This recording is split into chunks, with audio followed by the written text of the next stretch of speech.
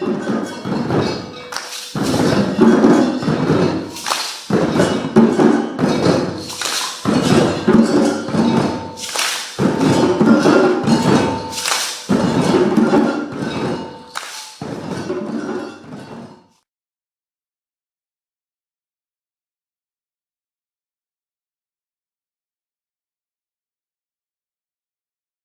has happened to the 1,000 richest people since the crash in 2008-9? They've got richer. By how much? But, they have actually, don't forget, this is a time when average wages have gone down 8%. Their wealth, which was $250 billion in 2008-9, is now $500 billion. They have doubled their wealth in 5 years, having started on a colossal level. I just find it absolutely incredible that the Labour Party doesn't go after these people.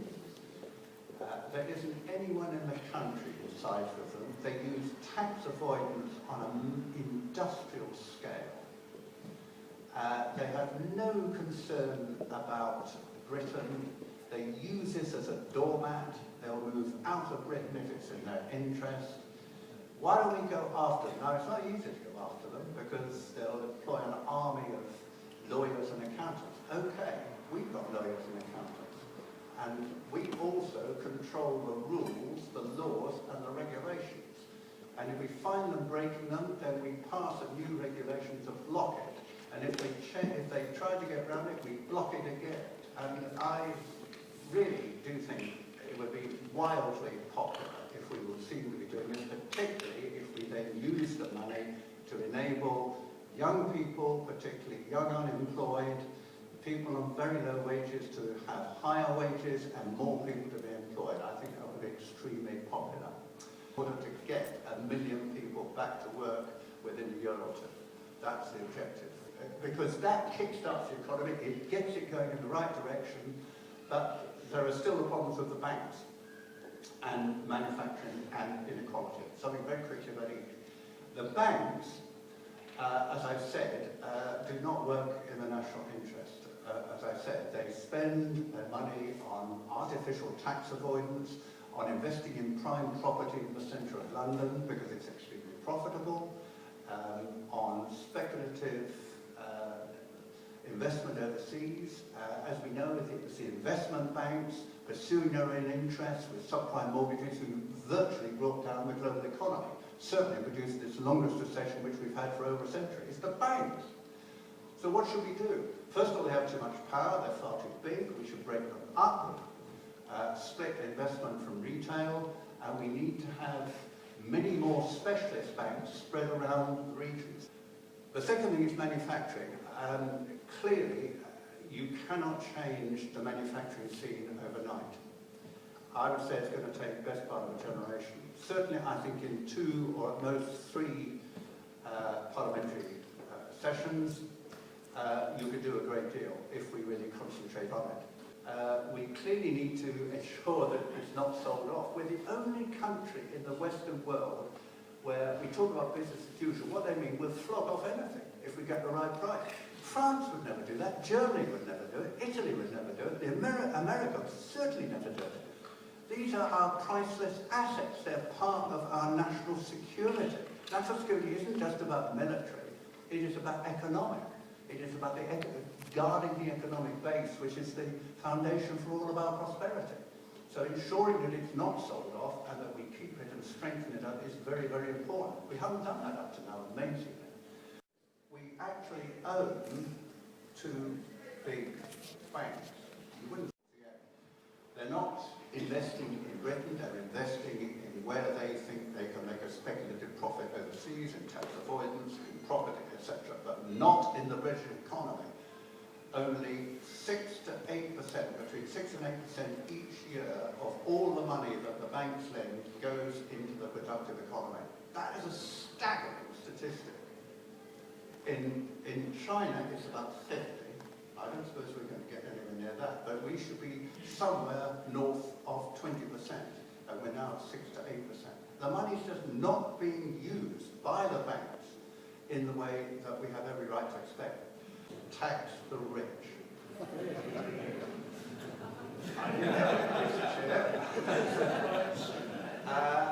Now you might, of course, if Osborne was here, Teresa thought he would say, there you are, Labour Party, always socially envious and all that rubbish. Let me just tell you a little bit about, and I'm talking about the ultra-rich. I'm not even talking about the top 10%. I'm talking about the 1% or the 0.01%. These are the people with the money. The ratio between the chief executive and the lowest paid person in that firm in 1970 was 40 to 1. What do you think it is now? 185. Oh, you're getting in the right direction. It is now absolutely unbelievable. And, every time I read the newspaper, someone called Helga Lund, who I'd never heard of, has now been brought in from Norway to run British Gas. This is a few days ago, you may have seen it. And he's been paid a golden hello of £15 million and an annual salary of £40 million. It is just insufferable. So what do you do about it? There are two things that we can do about it. And one is we can restore or introduce perhaps that ratio between the top and the bottom and say that we are aiming to return to 40 to 1. Not to do it immediately, but to do it over, say, 10 years. And we will use our taxation policy in order to bring that about. And all public appointments will be based on gradually shifting to that kind of ratio. 40 to 1 is still pretty big. In an ideal world, I think it should be 25 to 1, but let's not quibble about that. That's one way to do it, and I'm quite in favour of that. We could perfectly well do it if we chose. The second is this, which is my preference. Vince Cable wants to give shareholders a vote. That's useless, because the shareholders are actually behind the chief executive as long as he brings in the data. So they're not going to push the salary down. The people who might push the salary down, particularly if they have the information, are the employees.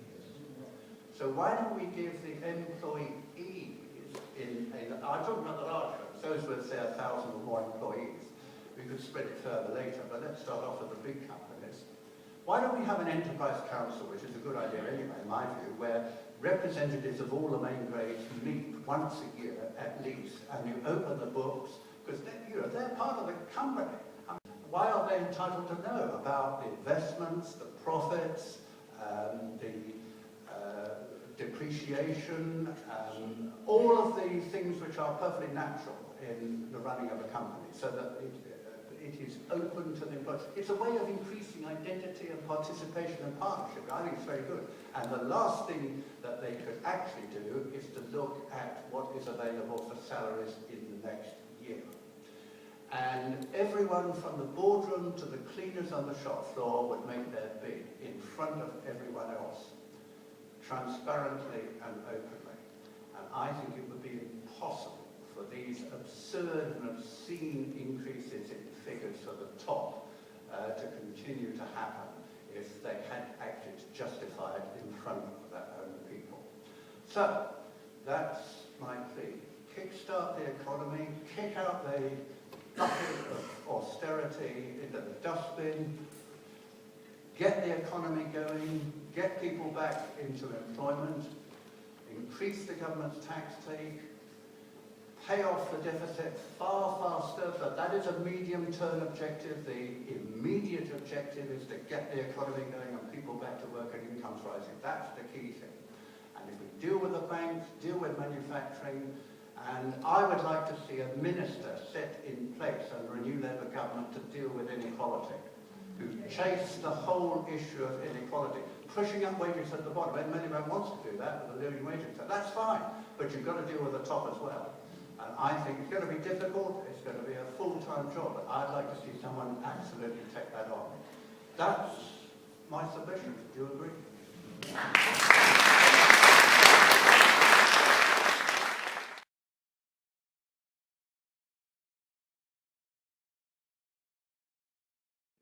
maybe under a bit. So we all know in 1997 when we won the election, we'd had 18 years of the Tories, and the health service was on its knees. It had been completely starved of cash, and we turned it from 1997 a £40 billion NHS into, by 2010, an £89 billion NHS. In fact, if you count Scotland as well, it's 100 billion. So we basically trebled the size of the NHS over 13 years in terms of investment, and that went into building new hospitals, giving decent wages, and a whole range of investments, which meant that when I was first did my surgery in 1997, as a member of Parliament, I had somebody saying I need a heart operation, but they've been told me it's going to be 2 years before I can get it. By 2010, we got that waiting time down for operations like that down to 12 weeks.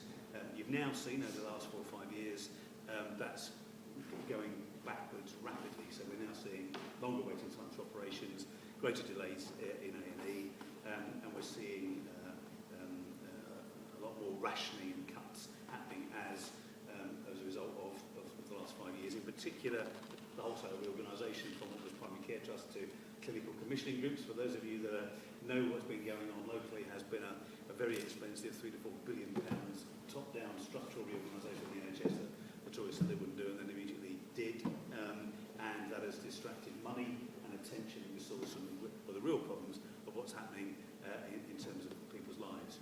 When we get back into power, I'm saying when because I'm absolutely confident we will, the challenges that a Labour government will face are going to be very, very big. Because we've promised, and the NHS is expressed at no more reorganisations because of the difficulties that creates. But there's so much wrong with the system at the moment that there's going to have to be some changes made in order to get it back on track.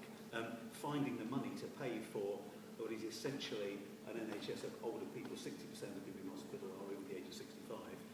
Essentially, you've got a shrinking adult working base to tax to fund a growing demand of healthcare among older people. Now, how do we deal with that is a major problem. So the first thing is obviously we've got to put more money into both NHS and social care. One of the reasons why the NHS has got so many older people getting into it, particularly going to hospitals, because of the reductions in social care. So because people aren't getting the social care they need, if you've got low or moderate level needs, you're not getting social care, you get worse. And if you get worse, you either need more social care, in which case that's more expensive, or you tip into and go to the hospital system. And ask any older person who's, many of us are in the room, the last place you want to be if you're ill is in a hospital. It's a system designed for acute care, and most people who are older have got chronic care conditions like diabetes and angina and stroke and so on, and that's not the place you want to be in hospital. In fact, you go in hospital as an older person, you'll stay in there longer than a younger adult, and you'll come out probably potentially worse. So we need to, and Liz Kendall was on the radio this morning talking about this, we need to put more investment in services and care, integrated care, health and social care for people in the community to stop, as it were, people piling into hospitals. And that way, I think we stand a chance of dealing with that demographic challenge of an ageing society. How are we going to raise the money to invest in health and social care going forward? And I think the mansion tax is an interesting idea that Labour has announced, which is, and I think it picks up a point that somebody made earlier, about assets, that instead of raising just income tax to pay for services like the NHS, we should look at the trillions of assets that are held in both residential and commercial properties that could be tapped into to create a care premium or a care amount of money to fund better care in the community. The mansion tax is what has been announced recently by Labour to raise the money to put into funding the NHS, including possibly raising national insurance. But I think